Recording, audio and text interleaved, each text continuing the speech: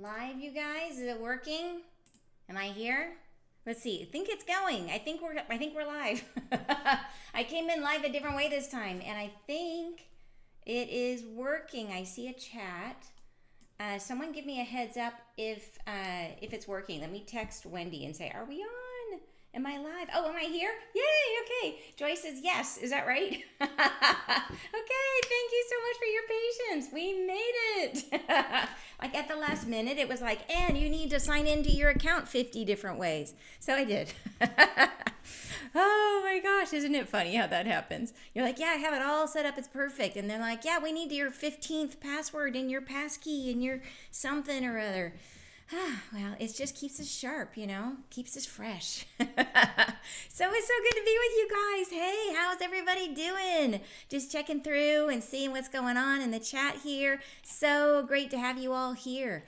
And I'm just scrambling back to see, oh my gosh, from everywhere. I love it, love it, love it. From Canada and Luxembourg. And here you go from Quebec. So cool. All right. So yeah, and I'm just looking at everything you guys are saying. It is so good to be together, you guys. Yeah, darn technology. I know. Hawaiian Islands, awesome. Yeah. So today my thought is, I want to just connect with everybody, and so from Alabama, super cool, Maui, woohoo. So I wanted to connect with everybody and talk about life a little bit, but I also want to talk about what's going on with Soul Convergence. So you guys. And it's so much of it is representing my growth and how this program has evolved. So for those of you who are interested in it, I'm going to talk about what it is and how it has changed. And then I just want to talk and chat and see how you guys are. So a little bit of both is my thought. And I find that when I over plan these conversations, my dreams show me like, no, don't get in your head, stay in your heart, just be present with everyone. So that's my thought. So I don't have like tons of slides to show. I just want to be with you. So hope that's good with you too. So I wanted to tell you guys, let's talk about this up front, and then let's get into just conversation too.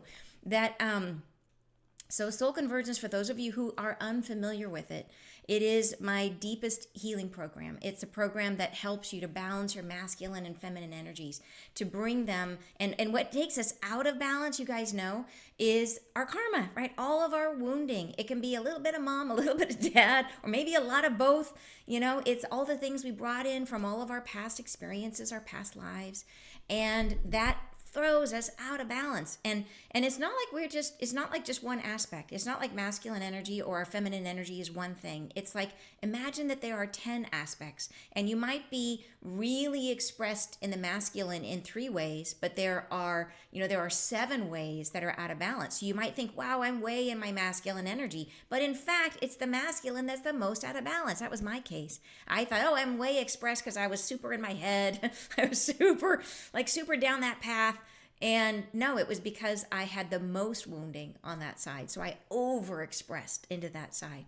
So you can be a little both. You can have wounding on the feminine and wounding on the masculine. Most of us do. Almost all of us do. So anyways, the goal of Soul Convergence is to help us not to move around those wounds, because those wounds are like little bits of yourself. Every one, if you can imagine, every minute that goes by, it's like a little part of you. And the major experiences, the things that carry a lot of emotional impact, become like a little embodied you that's in there, that's like living in there going like, hey, I'm here, I'm reliving this trauma over and over and over and over again. And those voices project out into your reality, and they recreate that wounding. So like I can't tell you how I see this now. And I know you guys probably do too. Like sometimes it just jumps up in your face and you'll see it in someone else or in yourself.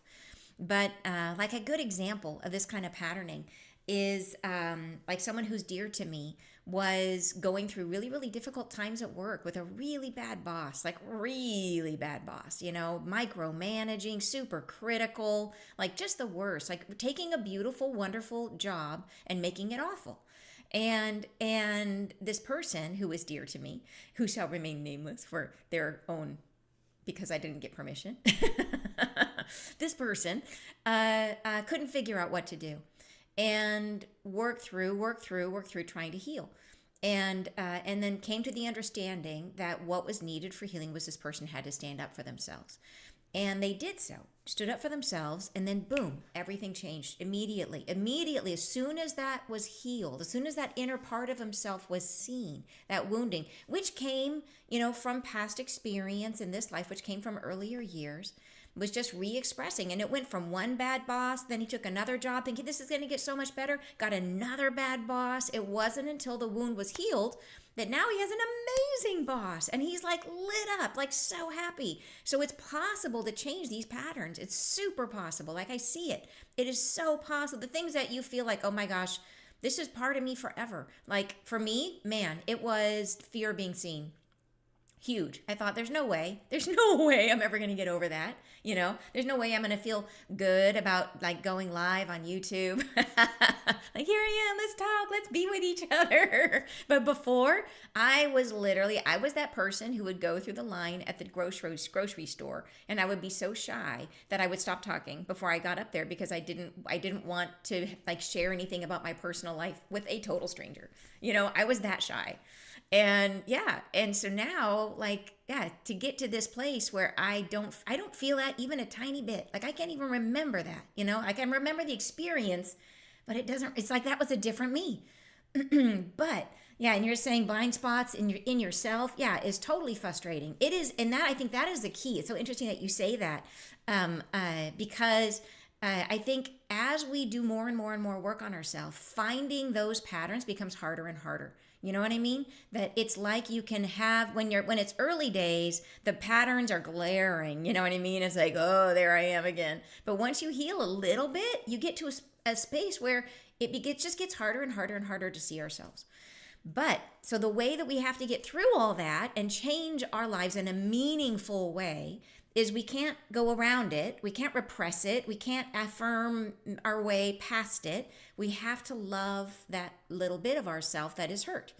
And that can be, if we can't find it to begin with, you're like, how do I do that if I can't even find it? So that is why we created Soul Convergence. And this came through the angels. They told me we were going to do this. This is their program, and I am the facilitator. And it goes through, and my understanding of the program grew as it came through, as we did it. And it starts with, there's two series of Soul Convergence, Soul Convergence 1 and Soul Convergence 2. And in Soul Convergence 1, we heal masculine and then feminine energy, but we do it from the masculine perspective. And that has been fascinating. So the healing the masculine, we do it through basically 8 sessions, 4 weeks of intensive sessions that are all around masculine energy and healing masculine energy. And so people are doing sessions basically twice a week. It's like every 4 days you get another session. And then during that time, you are using the sessions every single day. So this is a very intensive process. It doesn't take that much time in total. Like each session is, some of them are a half hour, some are 45 minutes. But you're doing it continuously. Every time you do it, you're opening that connection between you and the angels, and you are focusing on these issues. And so it's like everything in your life conspires to help this healing happen. So every trigger you run into, everything that rises in your life is of service to this process. So it's amazing to see. And immediately your dreams kick in. And this is what's incredible to watch. As I've seen now, many, many people go through the program. So their dreams will immediately show their engagement of the program. They'll show the wounding. And immediately it will be masculine energy showing up, knocking on the door, saying, here I am, I've come, I've arrived, I am your masculine energy. And then the wounding gets in the way and says, I don't want you, close the door. I don't like you, get away from here. Like that's what happens. And it starts this dynamic inside of us where the masculine energy just keeps showing up, trying to reintegrate into the body. And then the body goes, no, I don't like that. And it shows us the wound. And then slowly over the course of this period, we heal it. And so it's been amazing. And then you can see the transformations happening in the dreams. So you can see in the beginning, your dreams will show that it's like, okay, here you'll have, bad guys chasing you in dreams with guns and, all kinds of stuff happening. And then at the end, you'll have lovely, supportive male figures showing up in your life, helping you, being with you, in amazing ways. So you can see for yourself the transformation that happens through these sessions. So, and I mentioned dreams a lot. I dreams have been such a big part of my process of my growth that is why I included dream analysis as part of the program. So when you're in the program, you get 4 sessions for each. You get 4 sessions with the dream analyst. You'll get 2 when you're working on the first part, and then 2 when you're working on the second part, which is feminine. And this is to go through one series, which is series 1 of Soul Convergence. And so your dream analyst you'll share your dreams, and they will show you the signs that you're healing. They will show you how it's affecting you. Because I don't know about you guys, but so many times early in my progress, in my process, I did work on myself, but I couldn't see it working. And it's really disheartening. You know what I mean? Like, it probably was working, but how do you know? And you don't know if all this work you're putting in is paying off, and then it's easy to just give up because you can't see it. It's also nebulous. You're like, is this even doing anything? And so having the dreams there to show you your progress so that you can see for yourself, coming directly from your own higher self, in the voice of your subconscious, coming in through your dreams, showing you the difference. And then, of course, you start to see it in your life. And that is what's just incredible. So the kind of stuff that happens for people, it'll be like people who have been in complete disconnection from their mother or from their father. All of a sudden, that parent shows up at the door. That parent calls out of the blue. That parent all of a sudden explains why they did something that was so hurtful, right? That suddenly things are just healed. Boom. Like, it's incredible. So, okay, so structure. So we do the first 8 sessions are masculine energy. Then we swap and we start working on feminine energy. And we do more feminine energy than masculine energy. And they have to go in this order. Masculine energy has to come before the feminine. And this is fascinating, you guys. This is something we learn through the process. Masculine energy is the thing that lifts and supports the feminine energy. So it has to come first. It lifts and supports it. So, for example, if you have the gift of spiritual leadership, and by the way, that is one of the other things you will find in this program. Through your dream work, all of your gifts, and through this process of healing, all your gifts will emerge. And so you will start to see them in your dreams. And your dream analyst will point out and say, this tells you what your gifts are. So you will know directly from your higher self everybody has spiritual gifts. Every single one of you have spiritual gifts. There's not a single person who doesn't, and you are meant to use them. Like, it is core to why we're here. We are meant to use those gifts in different ways. It doesn't mean that you have to be out necessarily in terms of like doing it full time as a job, but you are meant to bring it into your life. Some of you are meant to do it full time as your job, but many of you are meant to just bring it into your life, to be aware of it, to use it consciously. And so the dreams will show you what your spiritual gifts are. And then, so that is a super cool thing. So let's just say, for example, that you have spiritual leadership as your gift. Well, spiritual leadership is a gift of feminine energy. Leadership is actually feminine, is a feminine energy. But and so you may have been totally healed on the feminine, and your feminine energy is over there going like, yeah, I'm good, I'm happy. And you may have all this this leadership there that's like ready to go, like, let me out of my cage, I want to go do things, but can't get traction, can't seem to make a difference, can't seem to get where you need to be. That's because the masculine is wounded, and the masculine energy has to lift up the feminine energy. So in order for you to express yourself as that gift, spiritual leadership, you may have it going on, but you can't get it out because you need the masculine underneath it in order to propel you out into the world. So the two work together, and that's the case for a lot of things. So we start with the masculine, right? It lifts you up. It gives you the support that you need. And then we heal the feminine. And that is, again, that's another, 8 sessions and then 10 sessions in the feminine. And this process is very deep. It's very intensive, but you have a ton of support. So you have over the course of this whole 11 weeks, you have 4 private sessions with your analyst who has been through this process and knows it intimately and has already helped many, many people through the process. So they know it very deeply and can help you understand where you are. Then you also have our Facebook group is like crazy, crazy active. It's awesome because all of you are going through it together. So you can talk about what's coming up for you. You can say, I am having a digger of a day today, and there'll be people there going like, tell us about it. And me too, because there are times in this process where it will hit you. The healing, the way it works, it kind of goes like you kind of start off here, and then all of a sudden you'll kind of go up and up and up, and then you'll hit like peak experience where it's like, holy cow, all the emotions are coming up, or all the anger is coming up, or something, right? It's hitting you. And then when that happens in the program, what you do is you double down, is you take whatever session you're working on and you do it. You'll like one day you'll dedicate, you'll do it like 3 times in one day. And then boom, you move through it. And all of a sudden it gets easy again. And you're like, hey, I got this. I can cruise through this. I'm working it, and it goes easy, easy, easy. And then until again, you hit a peak. And then again, you double down, you do the sessions multiple times, and then you get through it. So it's incredible to see how it happens.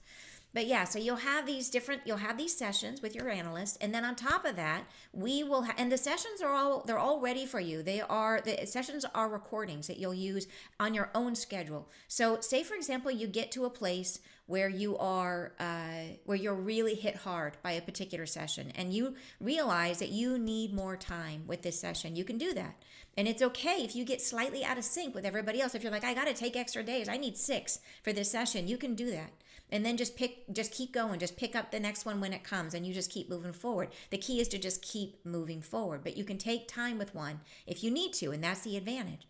But then we will have sessions together. So I will be doing 3 sessions, live sessions over the course of this 11 weeks. One is to kick us off, and there'll be an angelic blessing. I'll be channeling the angels with you. And then we'll do 2 more as the program goes through. And these are just to touch base, just to see like, how are you guys doing? What is coming up for you? How are you feeling? Who needs help? Like, what are you feeling? And then also just to bless you and bring in the angels and have that connection strengthened even more. So yeah, so that is how program session 1 works of Soul Convergence. So we have session 1, which is healing from the masculine. And each session is structured like that. There's session 1 and session 2. Both are 11 weeks long, 8 weeks on the masculine, and then 8 sessions on the masculine, 10 on the feminine.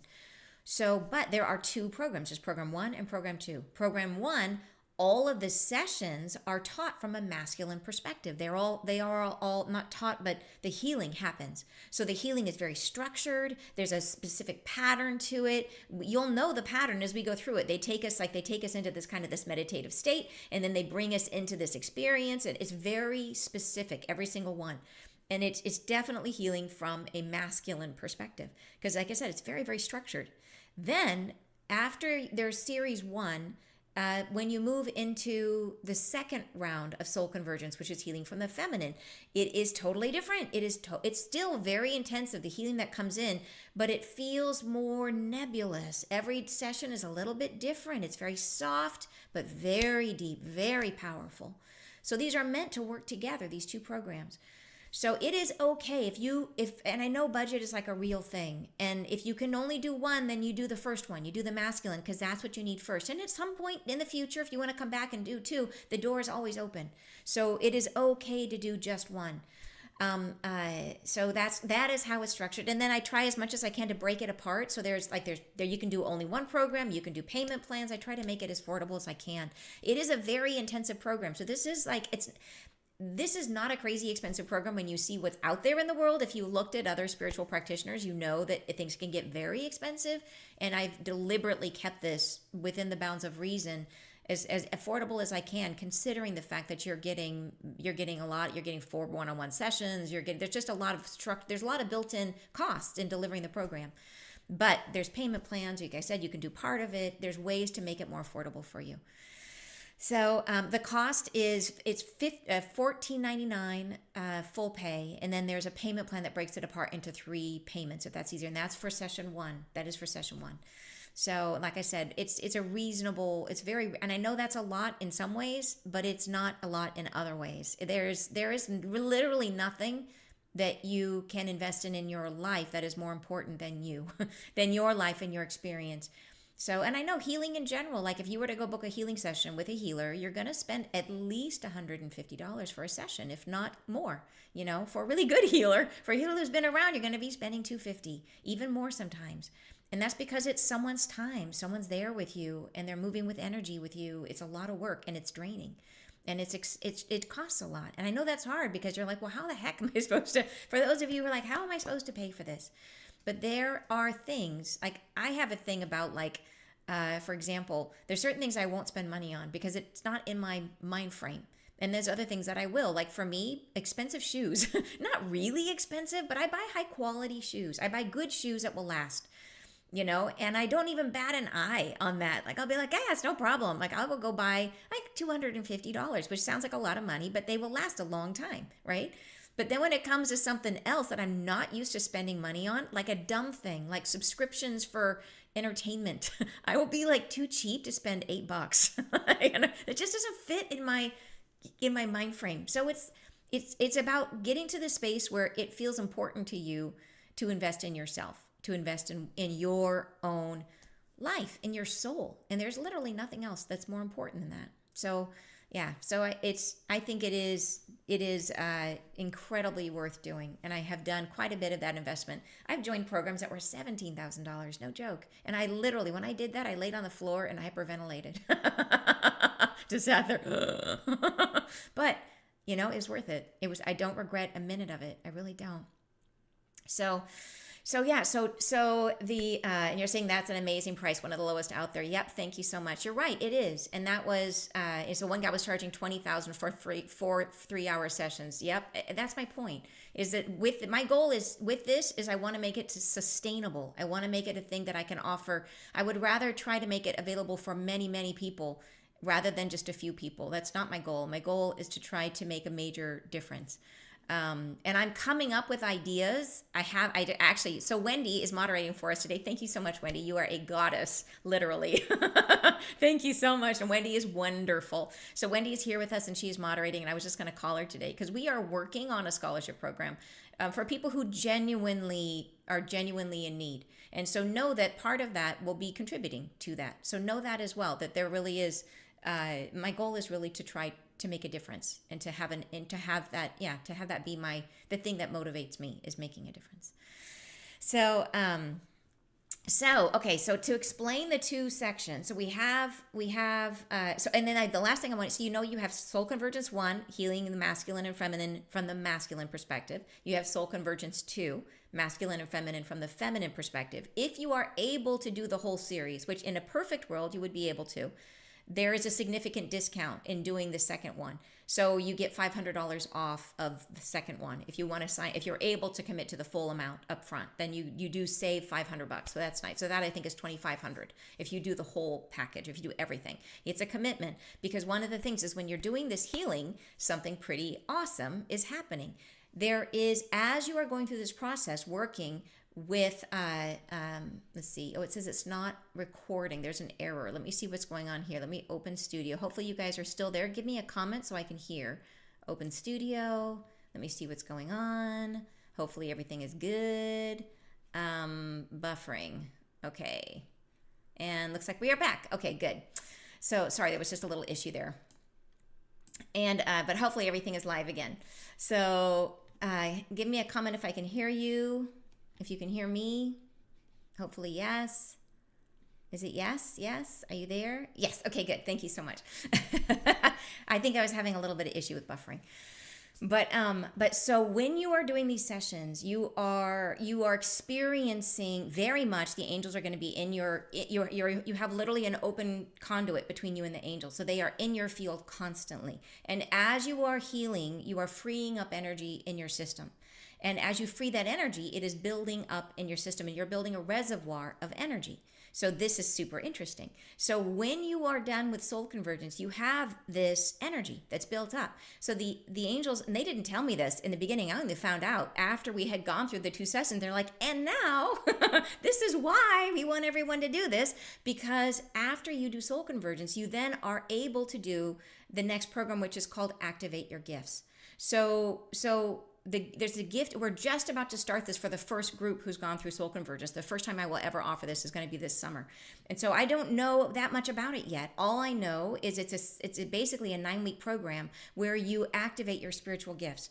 And I've channeled about it. They've explained it to me. They basically explain it like they use, so the energy you build up in Soul Convergence, they use that energy to, if you imagine your gifts are like pipes that come in of divine energy that come in through you, and then they express based on your gifting. So if you are, if you are a healer, if you are a channel, if you're a spiritual leader, if you're like all these different gifts, some of you specific kinds of writing is a spiritual gift, counseling is a spiritual gift. There's all these different ones. So depending on how yours expresses, then that's a pipe that comes into your body and it expresses out through that gift.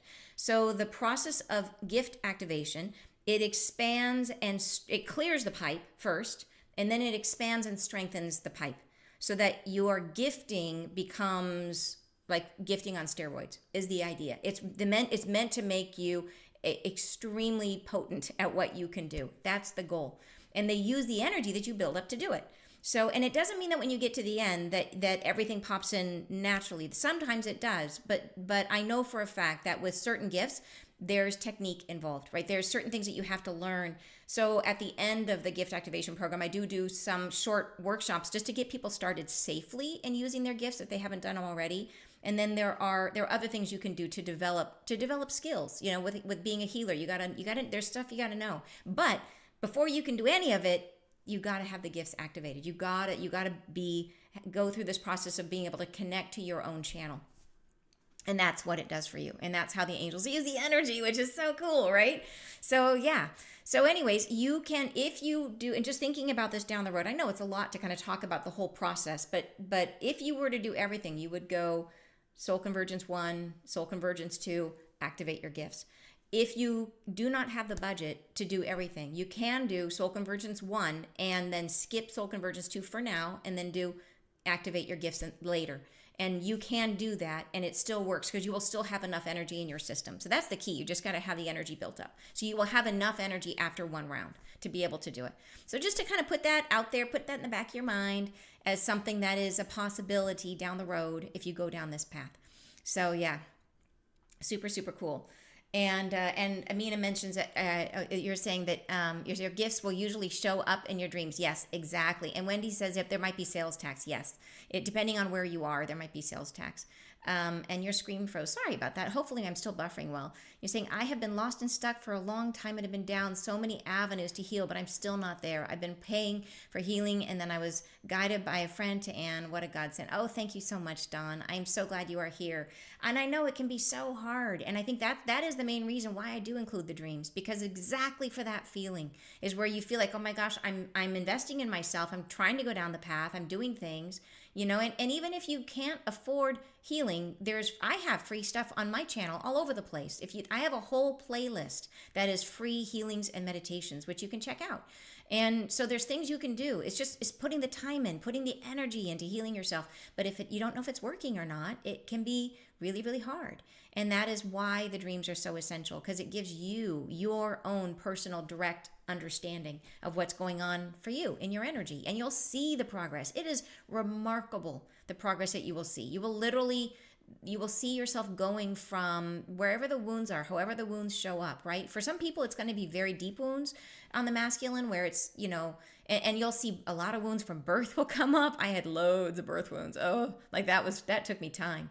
But the thing that's magic about this process that for me, I had to heal my masculine energy. That was where I carried most of my wounding. And then I had to heal the feminine too, but I had to start with the masculine. It took me years, you guys. I mean, it was not a little time. It was years of work to do it. And it was constant working on myself and healing for years.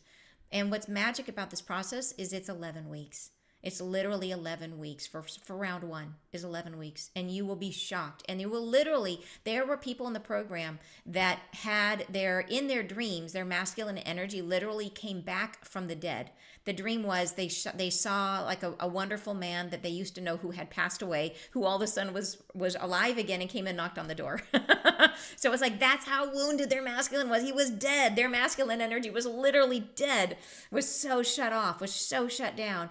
And through this process, he was resuscitated and brought back to life. So yeah, it is a way, and this is what we need right now. Like, this is why the angels are bringing these kind of processes to the planet, because we cannot mess around anymore. Like, we are in it. Like, this is the time.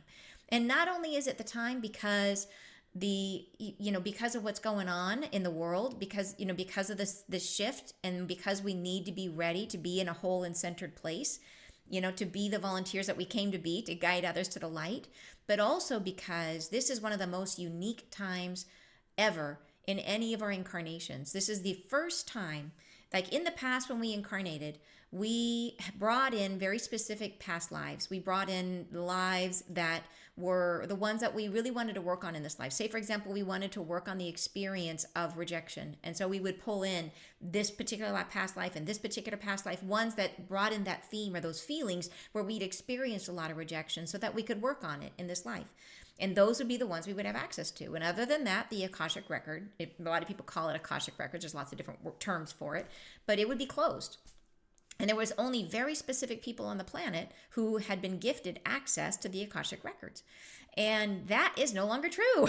Now, because of this unique time that we are in this time, this lifetime, these bodies that we have, the Akashic records are wide open to us. And we can access everything. We can access literally every past life you have ever had. You can access in this life. And you can clear everything. You could literally heal everything about yourself in this life if you wanted to. Like, it would be a ton of work. We all have more work to do.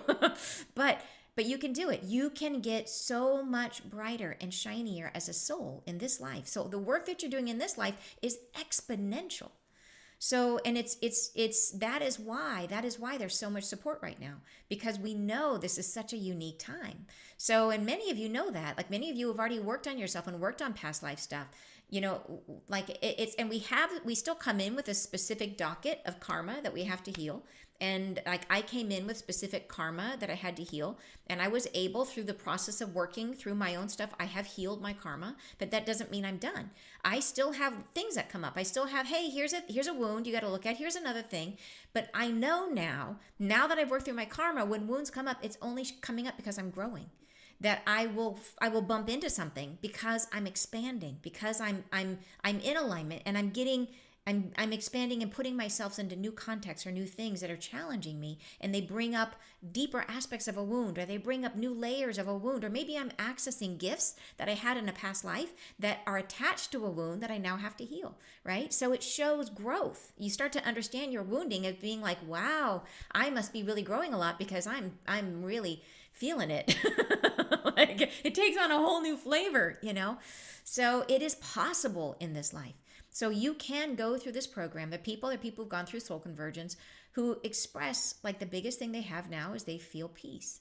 Like, they love their life. Like, and life might not have changed. Like, I'm thinking of one lovely person who I've known for years, and I met her at the very beginning of her journey. And she struggled. Like, she didn't know, and nothing was working, right? She had been laid off from a job that she'd held for 25 years. She did not know what was next. She felt very lost. She kept trying to go back into that profession, not getting any jobs. Nothing was working for her. And she was devastated, absolutely devastated. And so she started on a healing journey. And she was coming to some of you know, I host a meetup called Wisdom Soup, and she was coming to that and working on herself and doing healing. And it was a rocky road. You know, she had some really, really tough moments. She came to a bunch of my retreats, and some deep stuff came up at these retreats. And then she did Soul Convergence. And she's told me that now she's like, her life hasn't changed. Like, she's a full-time healer herself. This is what she does. She's a healer. She went from her old profession, you know, in HR, to being a healer. And she has lovely gatherings at her home of all spiritual people. Like, her life has changed dramatically, but her husband's the same. Her house is the same. Her life has grown in amazing, beautiful ways. But she says, yeah, Soul Convergence, that the biggest change is that she feels peace, that she loves her life. And so we change inside of our life. That's what we do. It's so amazing. Joy says, I'm 71 years old, blessed with much peace in my life. My mantra is to share my joy with others. Will this course help me to do this? Will I be able to help others learn how to find their joy? That is the goal. That is why we are doing it. Yes, absolutely. And it's wonderful that you feel peace. And so the only thing, if you're feeling like there's some new way you want to grow, the goal of this program is to heal anything that's in the way. And then it brings you to a space where you're open and ready to start to share the gifts that you brought. That's the point. That is the whole thing. It is about bringing all of us into coherence, into balance.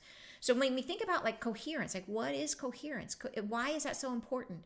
Like, the way I think of it is we are energy, just like light is energy. And when you walk into a room and you turn on the light switch, you have like an incandescent light bulb in a lamp, and it just kind of glows and it kind of fills the room. And there's some areas that are a little brighter and some areas that are a little darker, because it just kind of generally illuminates the room.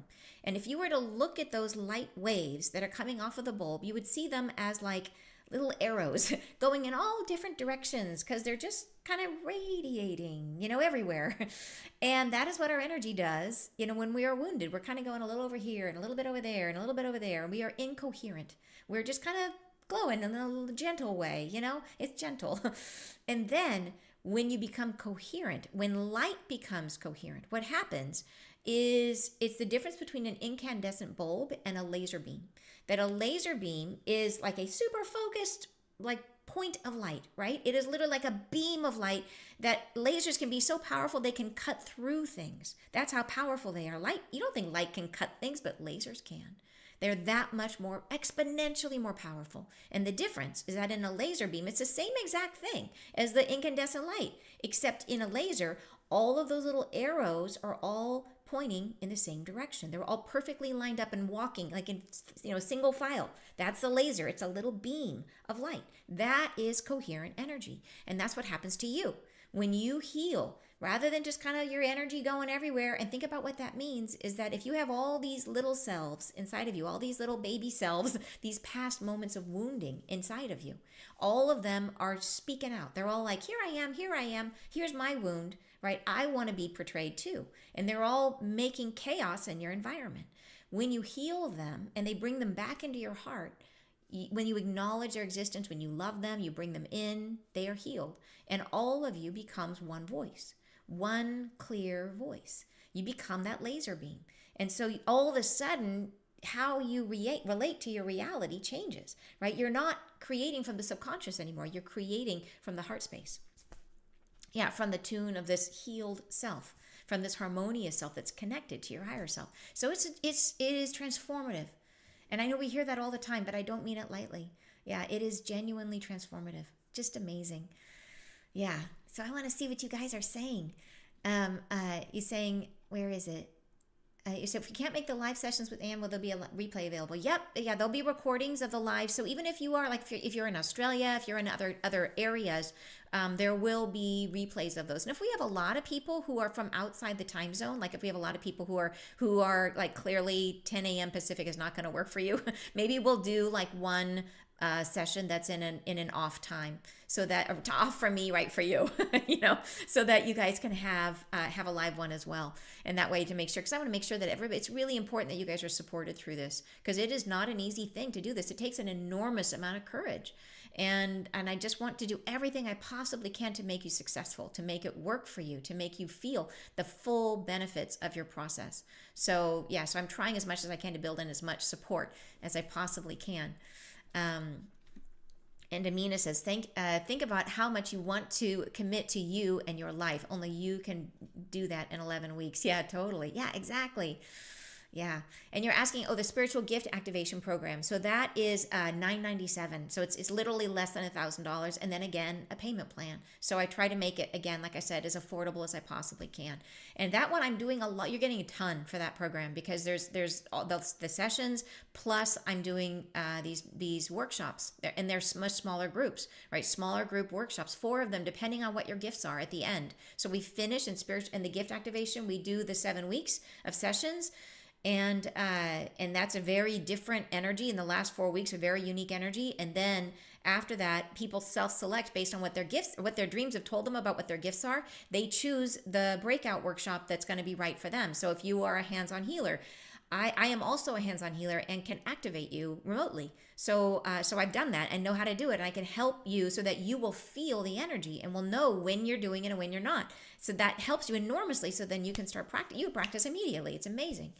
If you're a channel, if you're a healer, if you have the gift of projection, also there's breakouts for different types, and you're not going to get everything in the breakout. It's going to get you started safely. That's the goal. Some spiritual gifts take a lot more practice than others, and that's just the nature of the beast. So if you chose it for yourself, if you chose one of the hard ones for yourself, that's because you knew you could do it. So yeah, it does take, it's work, you know what I mean? But it's what makes it beautiful, what makes it fun. It's not work in the sense of like digging a ditch. It's work as in like, oh my gosh, I'm uncovering the secrets of the universe. So it doesn't really feel like work. It feels like awesomeness. Yeah. And you said I work. It works so deliberately. I moved through so much trauma. Doing it again, second round gets easier. Oh, thank you so much, Leah. Appreciate that. Yeah, it has been awesome having you in the program. Lisa says we need to create scholarships. Yeah, and I've got a plan, and I just need to talk it over with Wendy. The tricky thing is making sure that we do it in a way that feels fair for everyone. So it's important, and I know it's important. It's something that's been on my plan on my journey. Yeah. And yes, there is a payment plan for the whole program too. Yes, there is. Absolutely. Yeah. And you're saying, well, this helped me create more quality relationships in my life. Oh, I'm so glad you asked that, Chelsea. Yeah, absolutely. There's the amazing thing is what comes up is the ways in which, because in our relationships, the hardest thing is that we can't change other people. You know what I mean? Like, and so as you grow, the people in your life will either start responding to you differently, or you will find that you no longer want to be there. And it's one of the two. And it can be hard sometimes. I've left 2 marriages, right? Very much needed to. Very much needed to leave 2 marriages. But I have had a lot of other relationships that have transformed and have become amazing, have become absolute reflections of what I have changed in myself. And even just very recently with a family member, it just came up, and I was triggered, and it's one of those things where I recognized that I had a dream that there was going to be some major changes in this person's life, and it brought up feelings for me, and I recognized because it brought up feelings, boom, there's a trigger. Okay, there's a gift for me in this. So I sat with my feelings, and I felt into it, and I let it come up, and let myself realize I was still looking for something for this person, that I wasn't coming into it from a neutral state. I was constantly trying to make it be different. I was always coming in, showing and hoping that I wanted something. I wanted something from this person, from this relationship. And that implies a lack of something, right? That implies there's something missing. And so I went into that and said, okay, what is it that I'm seeking? Because the only person who's going to provide it for me is me. And so I went into that. I love that part of myself. And immediately after doing this person has just decided to come up and visit me, right? Out of the blue. And it's because I'm healed, because I let go of that thing that was pushing us apart. And it was just this me wishing for it to be different. And I feel so much more ease with it. I feel so much more at peace, with it. I'm very happy with this person being who they are. And I don't need them to be different towards me. I feel more complete, right? In the relationship. Like I feel like I can come up and they can be here and I can just enjoy them as they are without feeling like I need to like manage the situation and try and make it better. And you know what I mean? Like I don't have to do any of that. It feels amazing. So yeah, at every level, yes, this process absolutely heals relationships. So like one person who was in the program had one of their wounds was a really hard one, that they went through an experience where they had been hospitalized, and they were absolutely devastated that their family never came to visit them, like as if it was no big deal. And this person was like near critical, like organ failure critical, and their family never showed up. And this person was just devastated. And this was a wound, like this was a deep hurt. And she went through the program. And in the middle of the program, she sees her family, and out of the blue, they're in a car ride. The one of the family members brings it up and says, "Yeah, we didn't even know. We like her partner was supposed to tell the family what was going on, and he didn't represent it properly. He didn't say how critical it was. Didn't tell them that. They just thought, oh, this is just it's like going in for a blood draw. Like they had no idea. It was not a deliberate thing. They didn't even know." And so she'd been carrying all this stuff about they don't love me, they don't care about me. She didn't even know. And so she healed that, which opened the door for the relationship to show up differently. And the air was cleared, and they felt so much better, right? And so it's like, that's the kind of stuff that can happen, where we heal ourselves and it transforms the relationship. And sometimes it'll be a thing where you change and it makes the other person angry, because they're like, you're not the person, they'll try very hard to bring you back into their vibration, right? They'll try to pull you back down, but as you heal, you can't go back down. You can't, because you're brighter, you're lighter, right? You are aware. Like you're aware of those patterns and you're like, I'm not gonna play anymore. I'm not gonna get triggered by that anymore. I'm not gonna take the bait. I'm just not interested in taking the bait. And then the other person has to decide, are they gonna change? Right? Are they gonna accept you as this new way of being that you are or not?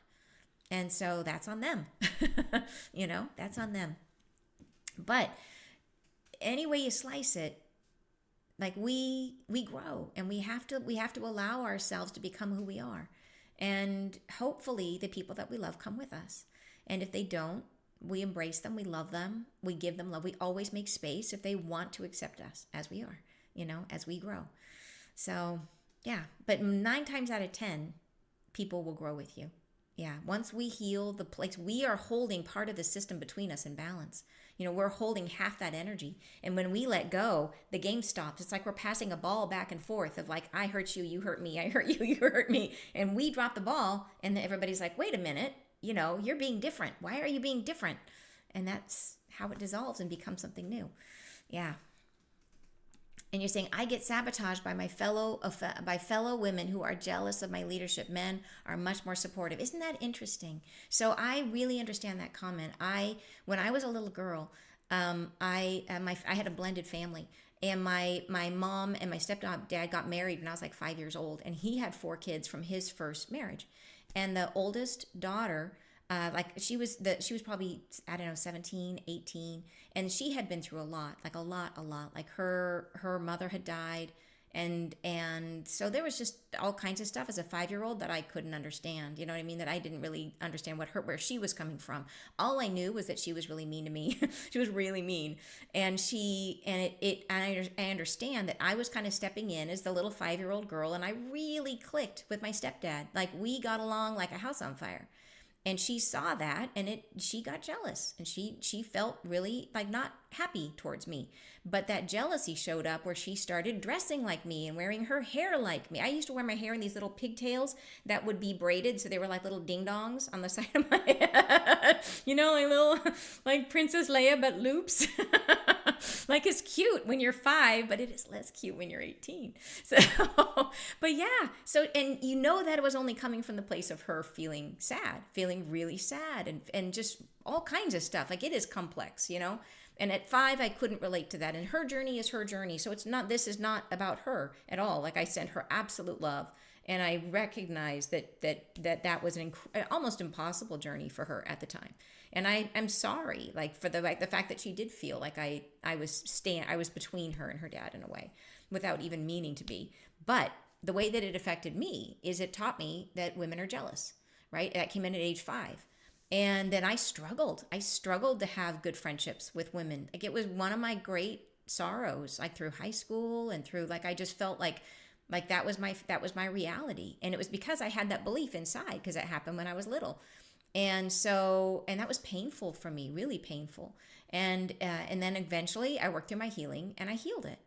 And now I am surrounded by amazing, loving women who have my back like nobody's business, who see us all as one, who rise with me, and we rise together. And it's just like that. And where I see in them, I see their magnificence, and I'm like, oh my gosh, you are so amazing. It's just this easy. It's easy. It is so easy now. And it didn't used to be at all. It used to be painful. And I know that is a kind of a wound that can follow you your entire life. So when I say that you have women who are jealous, that is painful, and it doesn't have to be that way. That is not a wound you have to keep. You can put that one down, and you can do it in Soul Convergence. You can. That is not a hard one to heal.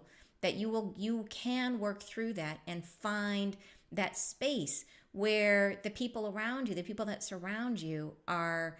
When you succeed, they see it as evidence that success is possible, right? They see it as proof that the world is good and that good things are there for them too.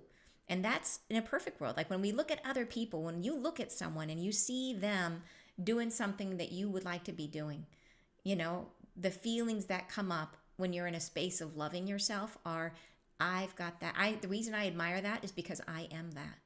Right? When you see someone doing something, if you see someone who's incredibly fit, right? Who has beautiful grace, whatever it is, if it's something you admire, it's because that's you too. It's because you have that quality. You admire it because it's something that's in you.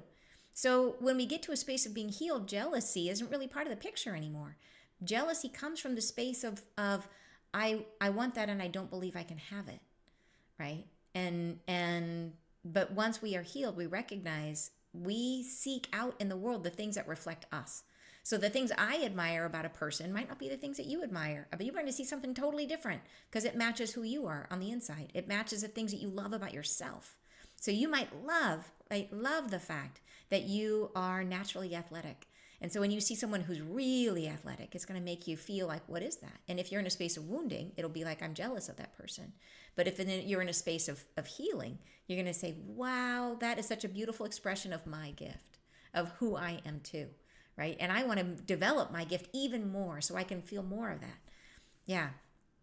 So, but yeah, so that I'm so glad you brought it up because that's vulnerable to share that you experience that. And you don't have to experience it. It can be so much better.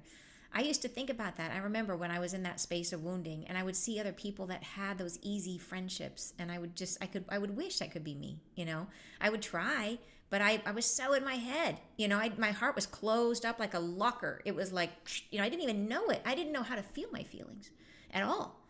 And yeah, I just didn't know how to do it. I didn't even know what was wrong with me. And that was the thing. That's the place you get to is what is wrong with me? Why don't I feel what I should be feeling? And it's in the state of wounding where I would literally just, something would come up. When feelings come up, I'd be back there somewhere. I'd jump out of my body so I didn't have to feel it. And it was a long process of learning how to feel my feelings. And that is something that we do as part of this practice of soul convergence. Is I think one of the most valuable things you get from it is that you learn how to process your feelings. You develop a practice of understanding how your feelings rise and how to embrace them and move through them. And it's continuous because every single session you're doing it, and they come in and they raise it up, and then you feel it and you release it. And we do it over and over and over again. So you get really good at it. And that was a skill I had to learn that I couldn't even, like, before I'd be like, I feel vaguely bad. Like, what is that bad feeling? Is it, okay, I feel, it was just really hard for me. And it's really funny because my daughter is the opposite. My daughter is like, her feelings are everything. Her feelings are like, she's so in touch with her feelings. So it's just so funny to see that in her experience being so different from what mine was, to have been so shut off from mine. And know that we get that way from protection, right? Every wound we have developed because we are trying to protect ourselves from real things. So if you are a person, the fight or the flight response, if you're the person who fights, it's because you've been wounded. If you're the person who runs, it's because you've been wounded. And, we've been wounded at times when we were too young to be mature enough to deal with it. And the best thing we can do is shut down, close off, run away, or fight. That's all we can do. Yeah. And you're asking, can this get my emotions back that are blocked from abuse as a child? Yes. This can work on your deepest. That's really what it is. It's very deep healing. And of course, I can't promise anything because at the end of the day, we heal ourselves. But this gives you a structure that you can work within and to access and to heal your deepest wounding. It is an amazing process. And I have faith in you. Yeah, that you can heal yourself. I believe in you. Absolutely. I know it because I have healed from stuff I thought was impossible to heal. I always thought, that is so deep. How will I ever access that? And I can't even remember what that was now. It has been like that. Yeah. So, let me go through and see what else you guys are saying. And you're saying, this is how you feel. Makes sense. Good. It's good. I need those tools. Yep. And, yeah. So, and thank you about my laugh. I laugh a lot. I guess I just think everything's funny. Oh yeah. I don't know why. I from the UK, 25 years of marriage. Oh, and it's over here. Oh my gosh, we just drifted apart. My journey is moving forward. Good, but my ex-wife, not so good. Trying to keep compassion, but I feel I am quantum leaping. Wow, I so understand that. And that is so challenging. That idea, like, I do think that there are some relationships that are meant to last a lifetime, but some aren't. And some are meant, like my first marriage was, both of my marriages were very karmic. My second marriage, I think it could have gone in either direction, to be honest. If my partner had chosen a path of healing, then there is a possibility that we could have stayed together, but he didn't. He chose to double down on not healing. He chose to double down on the most negative expressions of his wounds. And so it just devolved into this terrible experience. But it didn't have to do that. It could have been different. There was a moment where things could have gone the other way.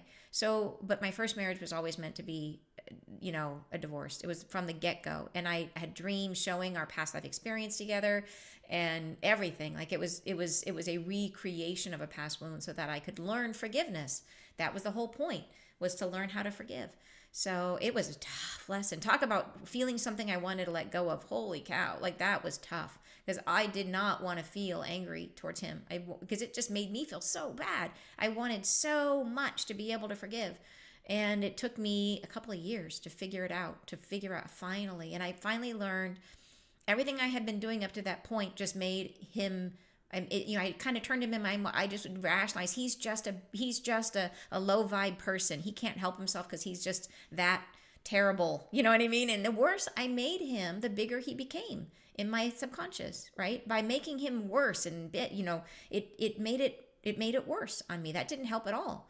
And what I finally figured out was that so if we had come in this past life experience, we both had this wounding we needed to heal, and we had different opportunities, different ways of healing it, that he was coming into this life, and we knew from the get-go, we would have made this plan, and I know we pre-planned it, that he would have been signing up to be the schmuck, that he was the schmuck in my life. And the hidden gift of that is that I had been horribly asleep. Like my heart was closed. I was totally asleep. And through the process of that experience, through the divorce and everything that happened, I very quickly had the blinders taken off, and I woke up like boom, like here it is. And he did that for me, right? And the only way that could have happened was by pulling the rug out completely underneath me so that I fell flat on my behind. And I recognize that would have been part of the plan. And so I have to look at that and say, yeah, okay, what he did, there's no reason I have to like him in this life. I don't have to like his current incarnation, but I can look at his higher self, and I can look at the plan we made together, and I can feel incredible gratitude.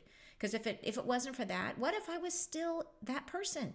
What if I was still that asleep? I couldn't even imagine how different my life would be, how sad that would be if I was still there. And it's all because of him. He was the one who did it. He woke me up. And yeah, and did it hurt? Yeah. Yeah, it hurt. Yeah, and it sucked. Like no question. It was terrible. And I am so grateful. I'm so, so grateful. And I can be grateful to his higher self. And that is how I got to forgiveness. And it took me 2 years to figure that out. So yeah. And I don't remember how I got on that. But about drifting apart in marriage. Yeah. And so sometimes it's not like, I was lucky in some ways in the end of my marriage that I had like a very real thing that happened that I was like, and it's over. And I know there's a lot of relationships where it's like, yeah, we're just kind of not really happy. Like you don't have that moment that it's like, I can make a clear decision because it's obvious. And that's hard when it's like, it's just kind of this not sizzle. No sizzle is there. We're not growing together. And I think that takes a lot of courage to end that relationship. So I kudos to you for listening to your heart. And that's the key with everything, I think, is trying to learn to become heart-led and trying to move out of our head and into our heart and let our heart make every single decision. And that is the process that I have been moving into. That was really like core to my journey. Like 4 years ago, that was everything. Everything was learning how to make decisions from my heart space. And that meant, and that's even business decisions. So the way I make my choices about what I'm going to do in my work is I think about what I'm doing, and I do this several times a year, but especially like around December, January timeframe. I feel into all the different ways I work, and I think and I feel to myself, where's the fun? Is this joyful? What about this is most joyful, and what pieces are less joyful? So like I love retreats. I absolutely love doing retreats. I love the community. I love getting together with people in person. It absolutely feeds my soul. I love the experience that everybody's fired up and everybody's transforming and there's tons of energy, and it just like, I love it. I love doing that. I get tons of joy from that. And so the first thing I do is I look at my year and I'm like, when am I doing retreats? Like what kind of retreats are we going to do, and how's it going to be, and what's it going to feel like? And what was most joyful about the last retreat And how can I do more of that and less of the things that were less joyful? Like in the beginning, when I did retreats, the first few retreats I did all the cooking. And at the time, that was super joyful because I'm a vegan, or plant-based, I should say. I'm not fully vegan. I'm a plant-based eater. And I know lots of people that are on this journey are, and part of my joy was creating a retreat where everybody who came, everything that I served was for everyone. That you could come, if you had crazy food allergies, you could come and there would be all this beautiful food and there would be nothing you couldn't eat. That was the dream, right? That was what I wanted to create. So that, because I know what it's like to go to an event and there's there's nothing for you. And there's all this gorgeous food and you're like, yeah, and I literally am going to have to stop and get dinner on the way home because it stinks, And I'm like, I want to make the opposite of that. I want to make a retreat where you come and you're like, I'm free. I can eat everything. So I would, like, even the people who had like 50 food allergies, I would figure out a way to make the stuff so that they could eat it. And it was fun. I love doing that. And I did that for a couple of years, and then it started to get hard. It started to feel more like work. It started to be like, oh, I got to make all the food, So I stopped doing that. And I changed the retreats, and I kept the pieces that I loved, and I let go of the pieces that got hard.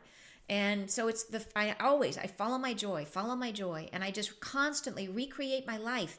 Like, is this joyful, and I still have to pay taxes, like I still got to do that. So there's certain things that, like, yeah, okay, I got to, technically, I guess I could just pay somebody to do it, but that's, I guess maybe there must be a little bit of joy in there somewhere.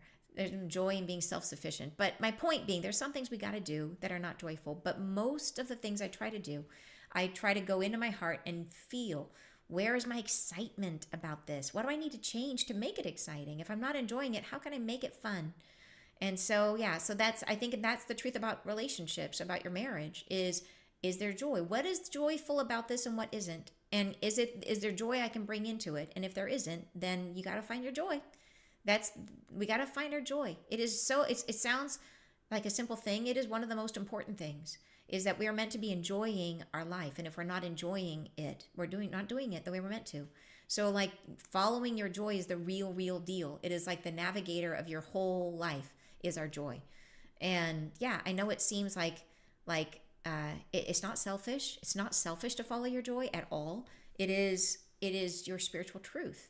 Right? It is how you evolve constantly into the new expression of who you are, is to follow your joy. And so you are constantly changing. And if you are always listening to, am I loving this? Is this feeding me? Do I do this? Do I look forward to doing this? Then you're constantly moving into the new aspects of who you are. And that is following our joy. And yeah, and it makes for a fantastic life. And it makes for hard choices sometimes, like leaving a marriage. But so important. So I really honor you for that. Yeah. And you're saying, here we go. And then I tried to find out how more about how much your soul convergence is. Oh, where do I go? Oh, sorry. It's the link is posted. And here he goes. Amina's got it, and Wendy's got the link up in the group. So it's on if you go to my website, AnnTucker.com, it's right there on the front page. Under Work With Me, there's a link to Soul Convergence. Hopefully that link still works. But it's basically AnnTucker.com/soul-convergence. And let's see here. And then I'm reading through to see what I missed on your comments. Making decisions from our heart instead of our mind is all about the fun. Yes, we are meant to be enjoying our lives. Yes, exactly. I love it. And Louise says, I understand things that used to bring me joy no longer do so. Yeah, and that's normal because we grow. Like, we can't find joy always in doing the same things. I think back, like, would I want to be myself from 10 years ago? Oh, no. I want to be myself from 5 years ago. No. And think about way back, like, holy cow, would you want to go through high school again? No way. Like, no, thank you. Even a year ago, like, every year gets better. Every year gets so much better. And that doesn't mean that every year is perfect. We go through our stuff. But yeah, every year is so much better. And that is the thing. It just gets better and better. Yeah. And you said finding our joy 100%. I love it. So does Soul Convergence 2 start right after Soul Convergence 1? Yes, exactly. So they'll basically, there's like a short break, like a week or two, and then you go right into the next one and then right into the next one. And so, and the plan is to offer Soul Convergence 3 times during the year. So we'll do, so next year we'll run it like January and I forget the dates. Once in, I forget the dates. So, but 3 times. But so, anyways, but this will be this will start, and this will be one group that goes through together. And going through with a cohort, I think, is really important because that's why that's why we're starting very specifically on the 15th of June, because this is a very, very deep and transformative process. And having it's sort of like I remember when I had kids and I joined a new parent play group and we had all these babies and we would get together and everybody was a brand new mom. And it was so incredibly helpful to be around other people who were going through the exact same thing. Because I could be like, my baby, is doing this weird thing all the time, or my baby hasn't been, is not talking yet, or my baby is just started to crawl, and like, is that normal? Like, is this what is happening with yours? And we could all share, and we would start to. It just was so reassuring to know that it's like, oh, okay, your baby's doing that too. All right, I must be okay. You know what I mean? Or they might have techniques like, hey, I did this thing and my baby slept through the night. Like, oh wow, I'm gonna try that. So that's what we do. We do that in Soul Convergence. That is why we have the cohort, one group that goes through together, because then you will all be in the Facebook group together. And there are all the other past groups that are in there too, who are now like the mentors, who have been through the whole process and who are still very, very close to the group. So as you come in, you'll have each other to be like, this is what I'm going through. And you'll have everybody who's in our group together. And then you will also have the people who've been through it, who are now the mentors, who can say, hey, I had that exact same thing happen to me. Here is how I went through it. This is what happened, right? It can be incredibly helpful. So that is why we do it as a group. Yeah, it makes a huge difference. And you said, Marie says, how do you heal from your own deep guilt caused by being self-centered and hurting others? Can I heal my own selfishness? Yes, absolutely. And so if you think about into the root of that, like what would put you in a place where you felt that you were self-centered? And I admire very much the fact that you've gotten to the place where you look at yourself and you say that, where you say, I have been self-centered. That is the first step, right? Is that self-awareness. That is what we call waking up. But then once you have woken up, it's not about feeling guilty. You are not meant to feel guilty. That is not the point of life. The point of life is to love yourself. And so what it means is that there is some part of you deep down that maybe felt like you couldn't trust, that there would be what you needed in the world, that you would be taken care of. And so maybe there was the feeling somewhere deep down that if you didn't stick up for yourself, or if you didn't take what you needed, you would never get what you needed, right? There's going to be a belief system. There's going to be a hurt you somewhere deep down that puts you into this frame of reference. And it could come from a bunch of different places. It could come from a place of believing that people can't love, right? So I know someone who had that same experience of feeling self-centered, of calling themselves a narcissist. And this was a person who their mother, when they were in the womb, their mother tried to abort them and wished that they hadn't been born. And so they were born feeling like there's no love in the world, right? That the only person who's going to love them is them, and that nobody else, that they have to take anything that they need because it's not going to be offered, right? And that's a wound. That is because you were treated very, very hurtfully at a very impressionable time. And that's why you feel that way. And you don't have to stay that way. It doesn't have to stay that way. So I super honor the fact that you have seen it because you've woken up, and that is phenomenal. And now you have to go back to that inner being. It may be from the womb, it may be from early childhood, where you were taught some very harsh things about life that don't have to be true anymore. And you can basically, we try to reparent that part of ourselves. We try to love that part of ourselves back into wholeness. And it is absolutely possible, and it is absolutely the kind of work we do in Soul Convergence. Yeah. So thank you so much for sharing that. That's very deep stuff, for real. Yeah. Becoming increasingly sensitive and practicing being more heart-centered. Will Soul Convergence help navigate my reality? Yes, absolutely. Yeah, for sure. Because the thing is as you're becoming sensitive, so here's a tricky thing, that you will find that when you have these, especially like if you're a super, super empath, if you are a super deep empath and you have deep wounding, what that means is you go out into the world and you feel through those extra sensitive perceptions, you feel other people who have the same wounding. and it triggers your wounding. So what you're feeling is not the other person's wound. You are harmonizing. You are like two vibrations that come together and begin to frequency and resonate together. And so you are getting triggered by the other person's wound, but you can only be triggered if that wound exists within you. So as a super sensitive person, it is increasingly important to do your own healing, to heal those wounds so that you can go out into the world. If you don't have a wound, then you can't be triggered. So think of it like this, that if I was to meet you on the street and I was going to like super insult you and I was going to be like, you smell like a pastrami sandwich. And you know for a fact that you haven't been anywhere near a pastrami sandwich, and you know that you smell like lilacs, and that's not even true. And you would be like, that's weird. Like it wouldn't hurt. It wouldn't hurt you even a little bit. If I met you and I was like, you have really hairy elbows, and you would be like, no, I don't. It's like, that's a weird thing to say. It wouldn't even dent you. It wouldn't hurt you in any way because you don't believe it, because it's not in you already. But if somebody was to say something to you that you believed, say for example that you feel like you really struggle with, like for me, like I really struggle with calendars, and if somebody like criticizes me for being late, I feel sad because I believe that I struggle with being late. It's something that I struggle with. I have a hard time. It's part of being like outside of time. I struggle with time. And so that hurts because I believe it. And so it's like that with our wounds, that if you are a deep empath and you go out into the world and you meet another person who has your wound and you feel it because you're empathic, you bring your wound to the surface and it's painful. So heal that wound. And then you could walk into Costco and you could be like, hey, everybody, I'm here. And you won't feel a thing. And you'll be like, I'm golden. And you might feel other people, but it won't hurt anymore. And that's the difference. And then you can use your gift, right, to heal others. Such a beautiful thing. Beautiful. Yeah.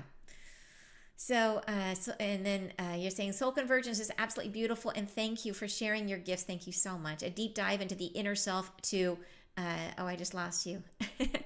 And to unfold your subconscious. Absolutely. Thank you so much. And Barbie says, how can you tell if you have something that needs healing? What are the signs? Is it possible that you don't need anything healed? I would say, is there any time in your life that you don't feel super joyful and happy? Is there any time where you feel down or depressed or sad or left out or grumpy, or anywhere that you feel shy or scared? Do you limit your experience because of your fear of what if I stepped outside of this box? So are there ways that you can push yourself to experience more of life in ways that maybe you wish you had done but hadn't yet? So even if you are not swimming in wounding, even if your life is basically pretty good, there's going to be structures in your life. We all need healing. I still work on myself all the time. I always have stuff, little things here and there that, I can heal this. And I'm always asking, please show me my wounds. Please show me. Because the clearer I get, the better my life gets. So yeah, there's always something. And your dreams will show when you start this process. That's what's great. That if you have a hard time finding it, your dreams will show you. The minute we engage, it's because your dreams will actually start, and the angels start working with you the minute you sign up. That you will start dreaming about it, and your dreams will start showing you. And if you don't dream a lot, don't worry. I dream like maybe once every couple of weeks I get a dream. If you don't dream at all, there is still a process you can use through Soul Convergence where you can access your subconscious. So don't worry if you don't dream. But if you do dream, you'll be getting a lot of information that way, which would be awesome. Yeah. And you're saying, I just saw my screen name. It's Keith. Oh, hey, Keith. Thank you. Yeah, I couldn't figure out what that said. Thank you. And then, so there'll still be Soul Convergence 3 times this year. No, we're doing it in June, and then we might run it again one more time later in the year. And then for sure in January. We'll run it again, I think in January we start. So, but definitely now, June. So if you can join this one, I'd highly recommend it. And then, but we will offer it again, like next year, it'll be 3 times, three different, So in other words, if you're only able to do Soul Convergence 1, and then down the road, next year, you want to do Soul Convergence 2, you can jump in one of the other cohorts and do it then. So don't feel bad if you can only do just one. Make it work for you. Make it so that it's not stressful for you, that you can do it without it being too much of a stretch. Yeah, I grew up in an atmosphere where it was great to be fashionably late. Haha, I left it when I learned otherwise. That is awesome. Yeah. And you're saying grumpy. Absolutely. Traffic is a major trigger. Isn't that true? So look into that and feel like you think like, oh, everybody just gets triggered by traffic, but it's not true. It's really funny because me and my partner Jeff laugh about that all the time. Because when I'm in traffic doesn't bug me at all. I just look around and my mind wanders and I'm like perfectly content to sit and like not forever because it's obviously like eventually I want to get something done, but I'll put on a podcast and and he just gets so upset. And so there's something there, there is something definitely there with traffic. And so, we've explored it a little bit, but is there energy around there about feeling like why would you have to be in a hurry? Why do you have to, what is it about being delayed? Is there something about worthiness in there where you're only good enough if you are measured by your accomplishments, and if you're sitting in traffic, you're not accomplishing anything, right? Is that it? There's a lot of ways you can play with it. Look at it from different angles. Why? What about this? What is underneath it? What is so important about me getting there, about not sitting here? Why is it so hard to be non-productive? Is that it, right? Or what is it? There's something there. So definitely a way to pursue and to uncover your healing. And then let me go here a little bit and see what else you guys are saying. Yes. And then you're saying you don't do Facebook. How about computer or on YouTube? Yeah, we, in terms of the group for the live group, all of the sessions are not on Facebook. Only the Facebook group is on Facebook. So so that's and you could just join. It's a private Facebook group, so you could just go into just do that, create a profile just for that, and come in that way if you wanted to. But it's just set up beautifully in Facebook because they make it so easy in groups. The only thing I use Facebook for is for the groups. That's it. I don't really do much else with it. Yeah. And that's just me personally, but can I do it live on YouTube or let's see here. So the sessions are not on Facebook. The sessions are all live over Zoom. All of the session, everything else is Zoom. So the only thing in Facebook is the Facebook group. That's it. Yeah. Let's see. There's a Soul Convergence 1, a Soul Convergence 2, and then the Spiritual Activation Program. Exactly. And then you're saying traffic doesn't trigger me at all. I can't understand how others get mad at total strangers. It's true, right? But that's because it's not your trigger. But we have to have compassion for those who do feel that, right? To understand that it comes from a place that there's something very real for them that they're feeling, and it brings up for them something where there's some place where they feel like they're not loved. And it's coming up because they're in a place, and I think there could be something there about that feeling of my worthiness is measured by fill in the blank, that I'm not worthy just by being. If you're comfortable just being, you can be anywhere and you're good. But if you feel like somehow your worthiness or your value is measured by what you accomplish or whatever, then that can trickle out into places and create impatience and, whatever it is. Yeah. Yeah. And you're saying your partner probably has a strong Saturn in his natal chart, the planet of time boundaries. Could be, yeah, definitely a hard worker. That's very true.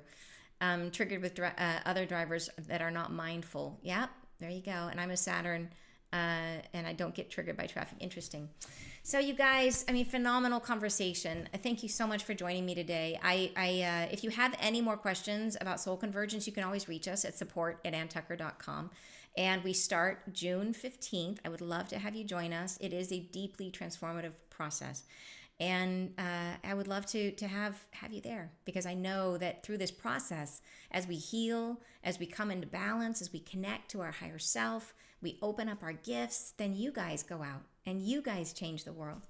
And we are getting closer and closer and closer to this great shift. And when it comes, as it's come, we are in it already. We can see it all around us. But as we get to that moment, the moment we look back on, as the angel said, the moment that we look back on that changed everything, there will be this dramatic shift. And then there will be so many people who need help. So many people who will be looking for your gifts. So come join us. All right, you guys. Lots of love to you. Have a great day. And I will see you guys next time.